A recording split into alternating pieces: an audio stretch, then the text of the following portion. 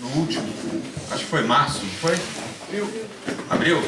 Eu estive com vocês aí e quero agradecer pelo convite para voltar e que Deus nos abençoe nesse tempo que estamos juntos aí, se Deus quiser. Posso fazer um merchan inicial aqui? O Evangelho para Muçulmanos. Eu vou falar de alguns livros que eu acho que contribuem para a gente, não que os outros não façam, mas esses aqui são especialmente interessantes. Primeiro, tem um monte de muçulmanos chegando perto da gente. Mas não é só isso, é porque o título engana um pouco. Porque embora ele fale dessa maneira, e sim ele cite vários exemplos, o Thabit Benhabib, eu nunca acerto esse sobrenome, mas ele de fato era muçulmano, ele era um pensador muçulmano, não apenas um crente muçulmano, e ele se converteu ao Senhor. Ele hoje é um pastor, alguns aqui já devem tê-lo visto pelo Brasil, mas ele relata sim episódios de encontros com muçulmanos, mas não para aí. Esse livro aqui se aplica também a quem precisa evangelizar gente que é diferente, tá? Em vários aspectos. Então ele é muito apropriado nesse sentido. A Cruz do Rei, vocês já devem estar habituados a ele. A Cruz do Rei é um estudo, na verdade, em cima de Marcos, o Evangelho. E vale a pena ser lido, relido, estudado, talvez até em grupos menores. É um livro bem interessante para isso. Esse aqui eu acabei de ler, Inteligência Humilhada. Aí, como o título sugere, você sai humilhado, né? Mas ele tem um capítulo assim muito pontual para mim, que foi o capítulo em que ele trata da formação da cosmovisão. Vale a pena vocês comprarem, lerem e também usarem para debate, para estudo. Esse é um livro novo. Esse aqui é um clássico, né?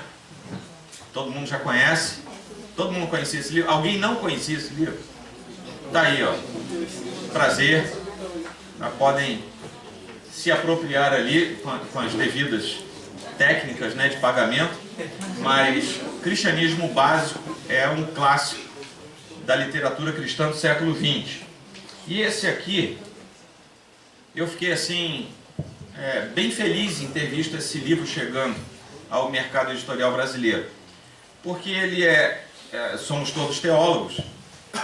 Ele parte do princípio que nós cristãos temos conhecimento básico, mas que nós precisamos alinhar esse conhecimento básico. Então, ao invés de escrever mais uma teologia sistemática, não que não haja espaço para isso, mas ele escreve uma espécie de sumário da sistematização da fé cristã evangélica, particularmente reformada. Então tem tudo aqui, é como se fosse uma teologia sistemática, só que resumida, é para você ter a visão geral do que é o pensamento sistemático, tá bom? Vale a pena também. E eu quero deixar meu testemunho pessoal. Um diácono caiu na besteira de mandar um WhatsApp para mim com a foto da caneca. Aqui, pastor, que eu tenho. Falei, é para mim? E ele ficou sem graça e me deu a caneca. Isso às vezes funciona, então você pode usar essa técnica de Aí, Laurete, eu levei lá para o escritório da igreja, está lá, é a caneca que eu uso para tomar café. Amém. Quero testemunhar que a minha vida foi transformada. Então, se você quiser um testemunho de transformação de vida, compre a caneca do Laurete. E, gente, agora vamos partir para o que vocês vieram ouvir aqui, né? Quando o pessoal me convidou, me deixou também a par da sequência dos temas. E hoje nós vamos falar sobre o básico, talvez, para ajudar algumas pessoas no que os outros irmãos irão trazer para vocês. A partir de amanhã, principalmente, talvez já começando alguma coisa hoje à tarde. Mas então, ficou comigo esse tema inicial da nossa jornada, que é a questão da salvação, da conversão. E tanto agora quanto à noite, eu vou me deter sobre esse mesmo assunto em dois textos que são correspondentes, não chegam a ser sinóticos em termos de elaboração de texto. Se quiser, pode ficar atrás da mesa. Não, nem precisa, mas isso aqui eu quero.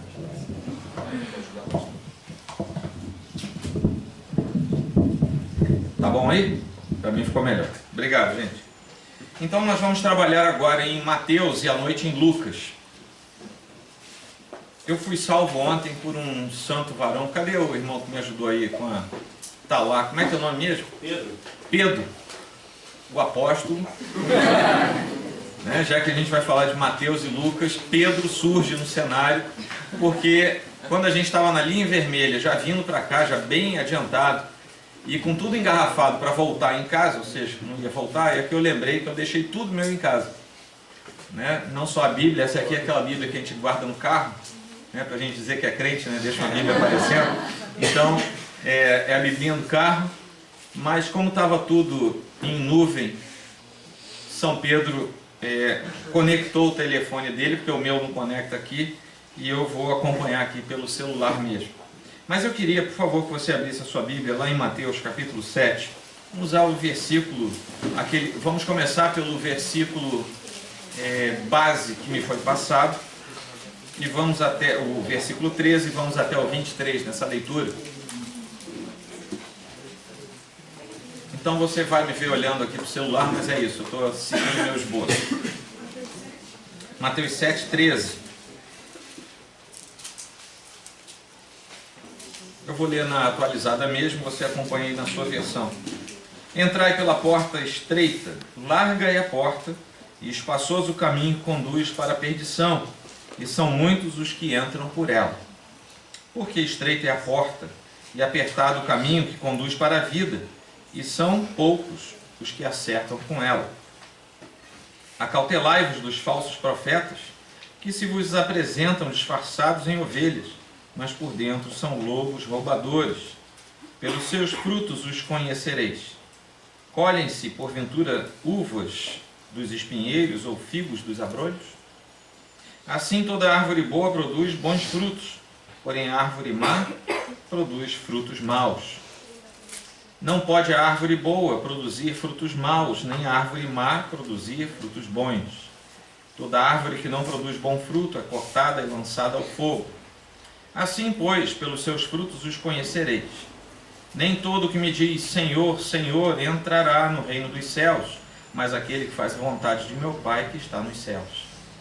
Muitos naquele dia hão de dizer-me, Senhor, Senhor, porventura não temos nós profetizado em teu nome, e em teu nome não expelimos demônios, e em teu nome não fizemos muitos milagres? Então lhes direi explicitamente, nunca vos conheci, apartai-vos de mim, os que praticais a iniquidade. Que o Senhor nos abençoe na reflexão da sua palavra. Já houve oração para esse momento, que o Senhor nos ilumine, nos abençoe e nos fale ao coração. Amém, gente? Vamos começar então. O que Jesus começa fazendo aqui é um convite. Ele faz um convite, mas esse convite tem motivações, tem razões para que ele seja feito. E esse trecho que eu li para vocês agora está dividido na minha leitura aqui, no que eu preparei, em dois grandes blocos que são principais. O primeiro deles fala dos dois caminhos. E o segundo, que é o primeiro pedacinho, 13 e 14. E o segundo fala dos falsos profetas. E a gente tem, vai do 15 até o 23. E nós temos às vezes a impressão de que isso está desconectado. Mas essas duas leituras sequenciais estão intimamente conectadas. E na verdade a segunda leitura é uma continuação da explicação e das motivações do porquê Jesus faz aquele convite inicial, para que entremos num determinado caminho. Nós temos aqui a transcrição que Mateus faz desse discurso de Jesus. Ele encaixa dentro do período do Sermão do Monte, que começa lá no capítulo 5 e vai até o final do capítulo 7. Pouco depois disso aqui, Jesus termina o Sermão do Monte, e no caso de Mateus está lá escrito, e aqui terminou, né? Ele conclui o Sermão do Monte. Então, ali dentro, Mateus encaixa essa fala de Jesus, esse pequeno discurso de Jesus, que não surge do nada ali dentro, está encaixado dentro daquilo que Jesus já estava falando. Ele tem uma informação de muita urgência para dar naquele momento, de que há apenas um meio pelo qual as pessoas podem chegar até Deus, um meio pelo qual as pessoas conseguem deixar o caminho natural que elas seguem e seguir um outro caminho que não é natural, mas que é possível, é viável, desde que o Senhor esteja nisso aí. Na verdade, Jesus, enquanto faz o convite, ele coloca um peso sobre as pessoas.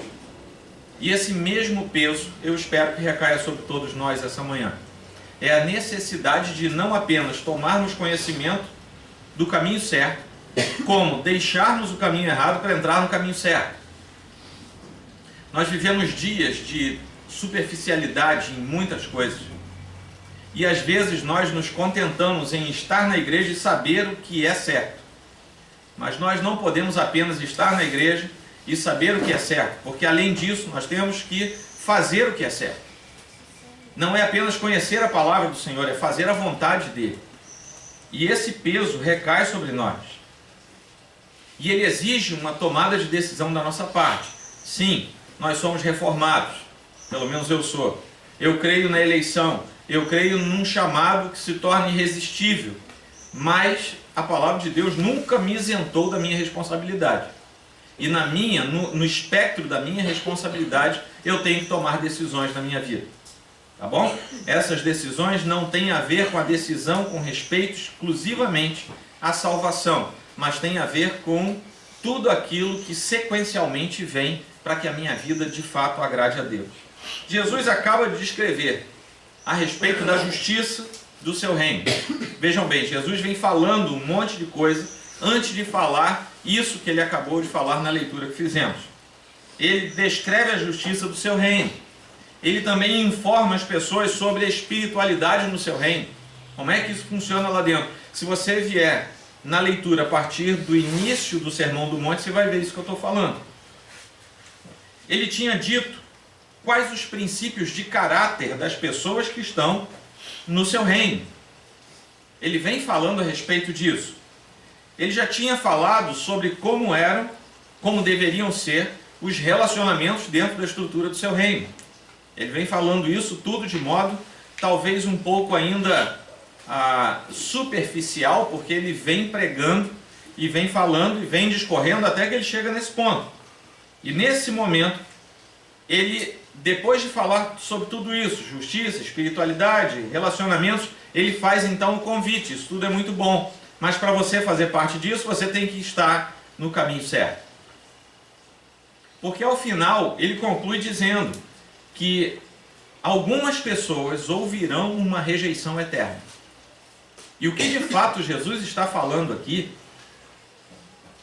o que ele de fato está querendo que aquelas pessoas saibam, e também que nós saibamos, não é apenas que há dois caminhos, porque isso é uma metáfora que ele coloca. O que ele está dizendo, o que ele está querendo que as pessoas saibam, é que há uma vida eterna e que o local onde nós vamos passar a vida eterna depende de como nós passaremos esta vida aqui. Eu passarei com Cristo? Serei um peregrino com Cristo? Se sim, eu tenho endereço. Se não, eu tenho outro endereço. Então é preciso estar no reino e ter os privilégios exclusivos de quem está no reino, para que ao final da jornada possa ouvir um bem-vindo da parte de Deus. O reino começa no Senhor. Nós já estamos no reino, embora não tenhamos toda a bênção e a beleza do reino eterno ainda ao nosso dispor, diante dos nossos olhos. Jesus ensina sobre oração e sobre a espiritualidade, isso lá no capítulo 6. Ele já tinha falado tudo aquilo que eu falei para vocês antes sobre entrada no reino, caráter, espiritualidade, ele já vinha falando. Quando ele começa o capítulo 6, quando o autor sagrado começa o que hoje nós conhecemos como capítulo 6, ele está falando sobre como devemos orar e como deve ser a nossa espiritualidade na relação com Deus. Quando avançamos mais um pouco, ele trata das ambivalências que muitas vezes temos diante de nós e com as quais nos deparamos. Ele começa a usar elementos contraditórios para que nós saibamos exatamente do que ele está falando. Ele fala sobre santidade e perdição. Se você avançar na leitura do capítulo 6 até o capítulo 7, um pouquinho antes do nosso trecho, você vai ver isso. Ele fala sobre luz e trevas. Ele fala sobre Deus e as riquezas. Ele fala sobre confiança e ansiedade. Ele fala sobre o auto-julgamento e sobre o juízo temerário. Então, todas essas questões preparam os ouvintes de Jesus naquele momento, porque agora ele vai falar também de dois caminhos diferentes. Ele vem falando de diferenças, elementos que se opõem muitas vezes, embora não necessariamente sejam antagônicos, mas que no contexto em que Jesus fala, são diferenças que vão preparando o ouvinte de Jesus, porque agora ele fala, você já ouviu falar de luz e trevas, de Deus e as riquezas, de auto-julgamento e o julgamento alheio de forma errada. Então agora eu vou falar para vocês também de outra diferença. Existem dois caminhos. Um leva para um lugar, outro leva para o outro. Um é de um jeito, outro é do outro. Esse texto está encaixado aí. E nós já o lemos, já ouvimos. E depois desse texto, só para vocês entenderem o contexto, onde é que ele se encaixa. Jesus trata dos tipos da fé. Logo a partir do versículo 24, ele começa a falar de tipos de fé, que agora ele pode falar algo um pouco mais profundo. Ele agora começa a falar de fé, porque ele já falou de redenção, ele falou dos caminhos possíveis. Ele apresenta depois um exemplo prático de alguém entrando no caminho, quando o próprio evangelista Mateus conta o seu testemunho de conversão, que está lá no capítulo 9, versículo 9. Mateus está lá no seu trabalho, amado por todos, né? Coletamos impostos. E Jesus então passa e diz, vem comigo. E ele larga tudo e vai com ele. Vejam bem que Mateus deixou para contar esse testemunho depois que ele inseriu a fala de Jesus falando sobre os dois caminhos e que é necessário você sair do caminho largo para entrar no caminho estreito. É como se Mateus estivesse dizendo, eu narrei para vocês a fala do mestre, mas comigo, só para vocês saberem, aconteceu exatamente a mesma coisa. Eu estava lá sentado no caminho largo, o mestre passou, me chamou, eu não titubeei, me levantei e entrei pela porta estreita e fui para o caminho estreito. Lá na frente, mudando já de evangelho, em João 10, nós temos Jesus.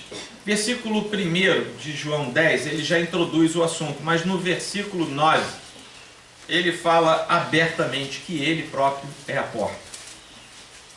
Então, depois de tudo, a noção clara que nós temos é que, de forma bastante peculiar, Jesus, ele próprio se coloca como sendo a única possibilidade para que a pessoa do caminho largo consiga ver o caminho estreito, entrar pela porta que se torna visível, que é ele próprio, e a partir daí não voltar. Eu queria que você montasse a seguinte imagem comigo. As pessoas naturalmente, elas pensam de forma geral em apenas 3 possibilidades de ser humano quanto a isso. O ser humano nasce mal e precisa de alguma coisa externa acontecendo para que ele seja reprimido, detido. Houve um sujeito lá no século XVI chamado Thomas Hobbes, foi um pensador inglês que era cristão, era influenciado pelo pensamento cristão protestante. Ele, entre o final do século XVI e o século XVII, ele foi um dos pensadores contratualistas. O que é isso? É o sujeito que pensa que basta você fazer um contrato com alguém que os problemas são resolvidos. E durante uns 200 anos, vários pensadores, modificando os elementos que pensavam, mas eles eram contratualistas. O mais famoso deles, eu vou falar daqui a pouquinho, foi Rousseau, com seu contrato social. Vocês já devem ter estudado, né, o nosso amigo do passado aí.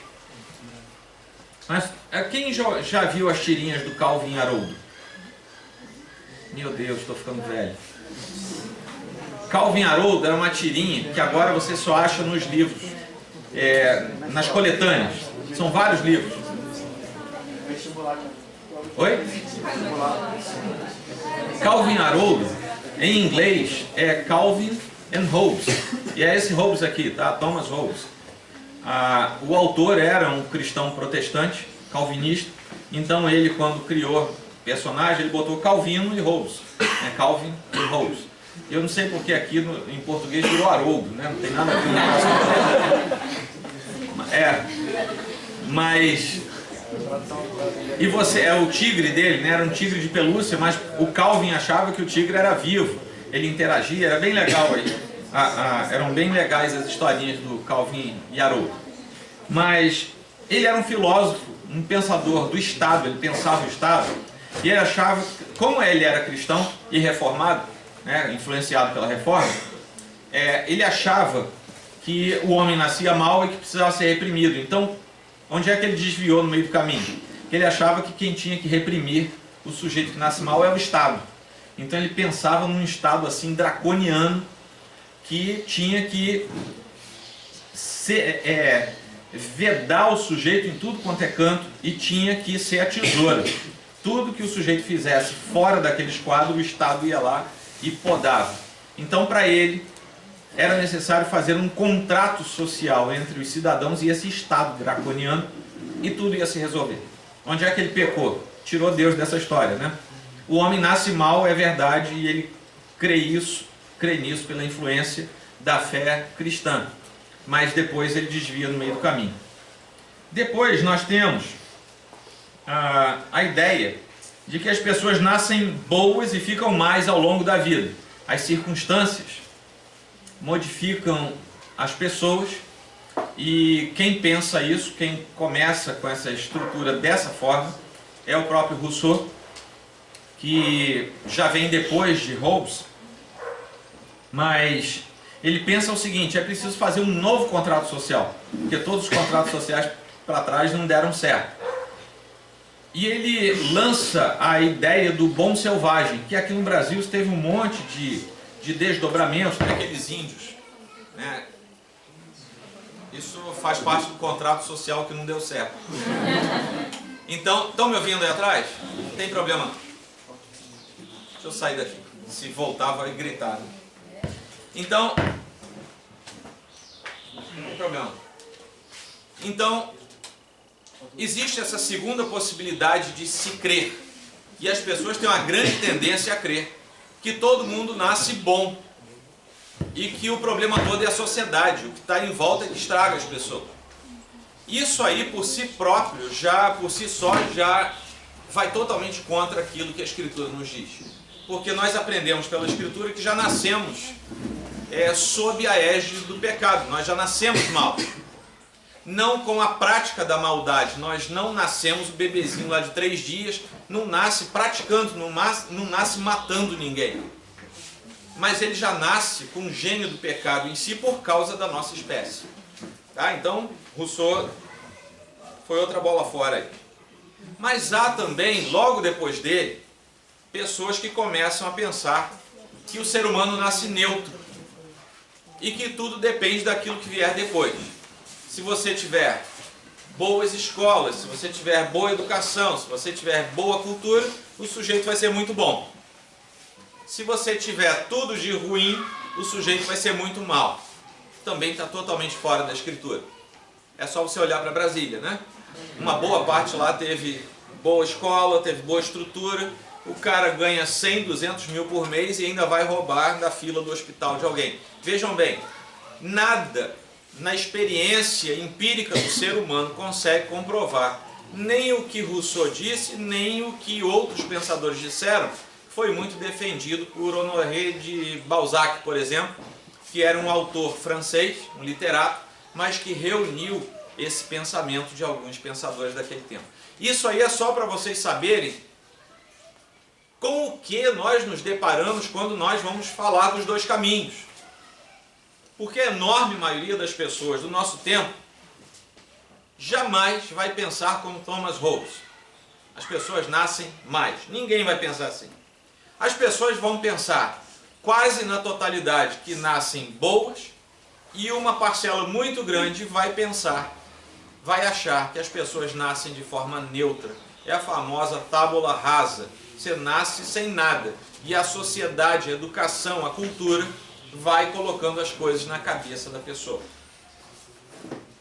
Quando você diz para as pessoas, nós precisamos do Salvador, elas respondem o quê? Mas eu não faço nada de errado. Eu sou bom, eu nunca matei. É a primeira coisa que falam. Como se assassinato fosse o único pecado possível. Eu nunca matei, nunca roubei e roubou. A maioria das pessoas já pegou, nem que seja um clipe indevidamente. Isso é roubo. Mas o que as pessoas não percebem é que existe um senso natural dentro de nós que nos joga na maldade, na malignidade. E aí eu volto para o texto da Escritura que nós lemos. Porque há a possibilidade de entrada no reino. E se há possibilidade de entrada, quer dizer que nós não estamos lá. Estou falando do ser humano natural.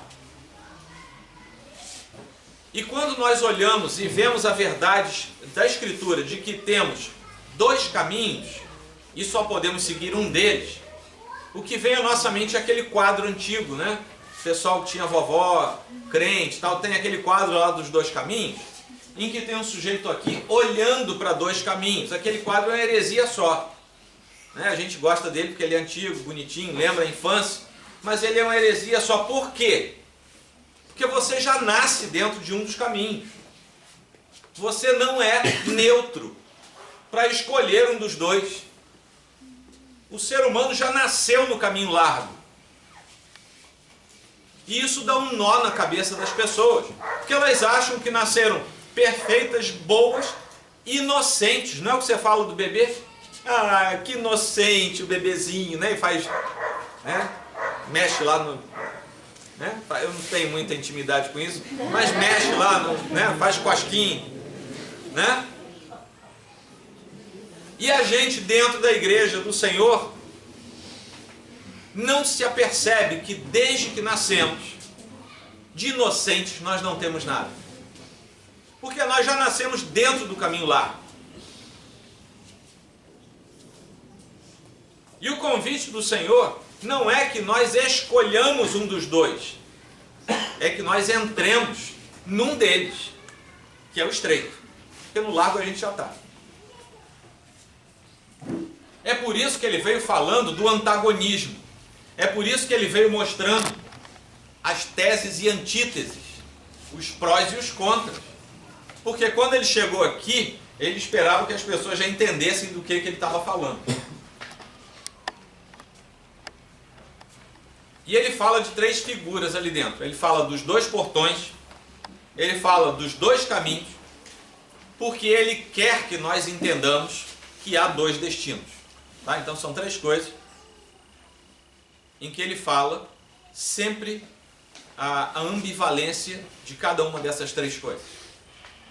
Pois bem, já falei para vocês que nós não somos convidados para entrar no portão largo, já estamos lá. É por isso que ninguém procura. Você vê no texto aí que as pessoas tentam entrar no estreito, se esforçam para entrar no estreito. Ninguém tenta entrar no largo. Por quê? Já está lá dentro.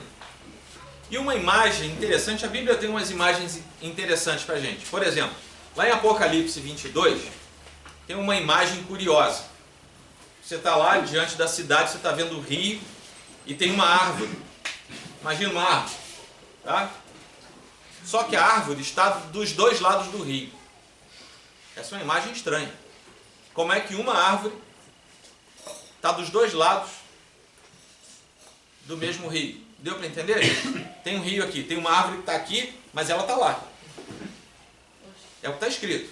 É uma imagem estranha para a gente. Eu não sei o que é que João viu para escrever isso, mas era algo diferente. Assim como também a imagem dos dois portões, dos dois caminhos. Porque a vida não é estática. A vida é dinâmica. E você está andando por um caminho. A gente nasceu andando por um caminho. Até aqui você está de acordo comigo? Nós já nascemos no caminho largo. Estamos andando no caminho largo. Mas a qualquer instante da jornada do caminho largo, você pode entrar. Tá? Estou deixando de lado aqui o princípio teológico. Estou só na questão da imagem. Você pode entrar no caminho estreito. Para entrar no caminho estreito, você tem que passar por uma porta estreita. O que me leva a ver que a imagem que Cristo mostra aqui não é uma imagem estática,